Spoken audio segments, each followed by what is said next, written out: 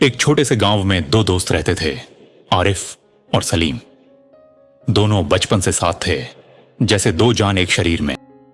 एक दिन दोनों दोस्त आम के पेड़ के नीचे बैठे थे। उनके बीच बस एक कच्चा आम था।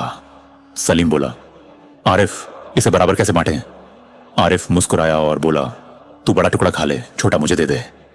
सलीम ने हंसते हुए कहा, नहीं, आज बड़ा हिस्सा तू खाएगा। दोनों हंसे और उस एक आम ने फिर से उनकी दोस्ती मीठी कर दी। लेकिन जिंदगी हर वक्त आसान नहीं होती। एक शाम तेज आंधी चली और आरिफ का घर जल उठा। गांव के लोग आग बुझाने दौड़े। सलीम भी भागा। धुएं में आरिफ अपनी मां को निकाल रहा था। सलीम ने उसका हाथ थामा। छोड़ घर को, तू और तेरी मां सही हो, यही काफी है। आरिफ की आंखों से आंसू बह निकले।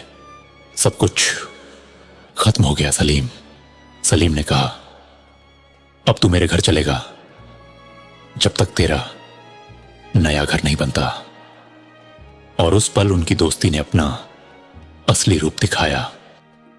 6 महीने बाद गांव में फिर मुस्कुराहट लौटी। आरिफ का नया घर बन चुका था। दरवाजे पर सलीम खड़ा था, हाथ में मिष्ठान लिए।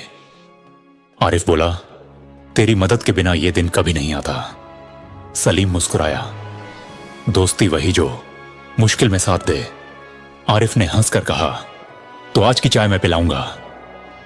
दोनों जोर से हंस पड़े, जैसे जिंदगी फिर से खिल उठी हो। शाम ढल रही थी।